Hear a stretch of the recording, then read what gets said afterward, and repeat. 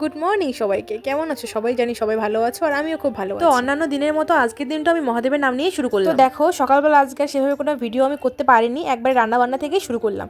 দেখি বাবা এখানে বাজার নিয়ে এসেছে, তেল, তারপর ডাল, পাঁপড় সব কিছু নিয়ে এসে, ডালের বড়ি এসব নিয়ে এসেছে।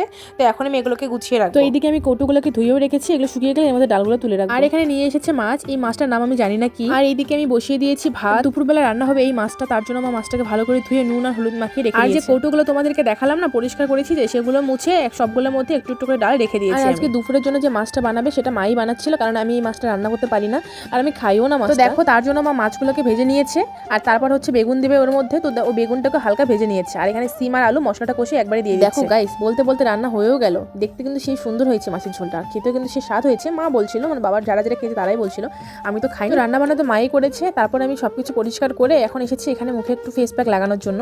আমি জানি না এর মধ্যে কি কি আছে, কেননা এটা মা বানিয়েছে। মা প্রত্যেকদিনই কম বেশি, আমার কপালে একটু গোটা উঠেছে, তো তাই মা বলে দিয়ে দেখো ভালো রেজাল্ট পাবে, তাই দিয়েছিলাম। তো তারপর আর কি স্নান করে দুপুরবেলা খাওয়া দাওয়া করে নিয়েছি, আর তারপর একটু ঘুমিয়েও নিয়েছি। আর এখন দেখো সন্ধ্যা হয়ে গেছে, এখন আমি দিচ্ছি এখানে সন্ধ্যা দিয়ে তারপর আমি বানাবো চা। তো গাইস, এখন আমি মুখ টুক ধুয়ে এসেছি, এখন আমি হবো রেডি। তো চলো তোমাদের সঙ্গে রেডি হয়ে একবারই দেখা হচ্ছে। তো দেখো আজকে আমি এই শাড়িটা পরবো, তার সঙ্গে ব্লাউজটা। আর একটা কথা বলি, আমি কিন্তু একা শাড়ি পরতে পারি, আমি একা নিজেও শাড়ি পরতে পারি, আবার অন্য কেউ পরাতেও পারি ভালো শাড়ি। ব্যাপার হচ্ছে এই যে কিছু কিছু শাড়ি আছে যার কুচিগুলো একদম হতে চায় না, তখনই আমার লোক লাগে। আর তখন আমার মানে লোক বলতে আমি কাউকে খুঁজে পাই না, আমার স্বামী ছাড়া। আজকে কিন্তু বেশ ভালোভাবে কুচিগুলো ধরে দিয়েছে আমার, অন্যান্য দিন তো পারি না, মানে অনেক ঝামেলা হয়, আমি পুরো রেগেও যাই, কিন্তু যাই হোক আজকে খুব ভালোভাবে ধরে দিয়েছে। আমি এখনো বুঝলাম না ও পিছনে কি খুঁজছিল। যাই হোক, শাড়ি পরা তো ডান, এখন হচ্ছে এই জুয়েলারি পরার ব্যাপারটা। আমি সত্যি বলছি, আমি কিছু বুঝতে পারি না কোনটার সঙ্গে কোনটা যায়, মানে আমি সত্যি আমি কনফিউজ হয়ে যাই। এটা আমার পছন্দ হলো না, তারপর আমি এটা ট্রাই করলাম, তো মা বললো এটাও ভালো লাগছে না, তারপর আর কি ওটা, তারপর আমি চুজ করলাম এটা। তো কেমন লাগছে আমাকে অবশ্যই জানিও। রেডি হতে হতে আমার এত গরম লেগে গেছিল, তো আমি ফ্যানটা চালু করেছি, আর দেখো ফ্যানটা চালু করার জন্য আমার ভিডিওটা কিরকম কেটে কেটে যাচ্ছে। তো আমি তো রেডি হয়ে গেছি, আর এইদিকে আমার বড় রেডি হয়ে গেছে। তো চলো এখন বের হওয়া যাক। আমরা যে দিদিটার বিয়েতে যাচ্ছি তার বরের বাড়ি এইটা।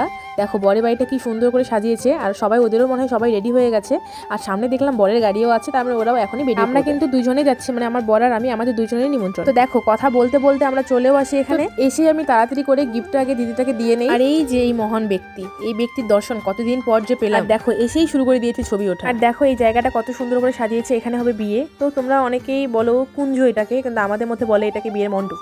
তো যাই হোক, যার যেটা আর কি বলা। তো আর কি তারপর আমরা দুজন এখানে বসে বসে ভিডিও করছি, আড্ডা মারছি। তারপর বাইরে এসে দেখি এখানে বর চলে এসেছে। তো তারপর আমরা চলে এসেছি খেতে। তো খাওয়া দাওয়া কমপ্লিট করে আমরা এসেছি বাইরে রাস্তায়। তো আমরা এখন বের হবো। হ্যাঁ চলো আরেকজন মহান ব্যক্তিকে দেখাই, যিনি কিনা 11টার সময় আসলে বিয়ে বাড়িতে রেডি হয়। তো এনারই দিদির বিয়েতে আমরা এসেছিলাম। যাই হোক, সবাইকে টাটা করে এখন আমরা চলে যাচ্ছি বাড়িতে। তো আমরা এসে দেখি এদের রেস্টুরেন্ট এখনো বন্ধ করেনি, এখনো চলছে। এই তো শাহী। হ্যাঁ, তো নামটাই তোমাদের বলা হয়নি, এটা হচ্ছে চেটেপুটে রেস্টুরেন্ট। আর এই রেস্টুরেন্টটা আমাদের বাড়ির একদম সামনে। তো এখানে কি কি পাওয়া যায় আর কোনটার কিরকম দাম, চলো তোমাদেরকে একবার আমি ভালো করে দেখিয়ে দিই, একদম কাছ থেকে তোমাদেরকে দেখিয়ে দিই। এখানকার খাবার দাবার কিন্তু খুবই টেস্টি হয়। তারপর আমি চলে আসি ঘরে। তো তোমাদের আজকে ভিডিওটা কেমন লাগলো অবশ্যই কমেন্টে জানিও।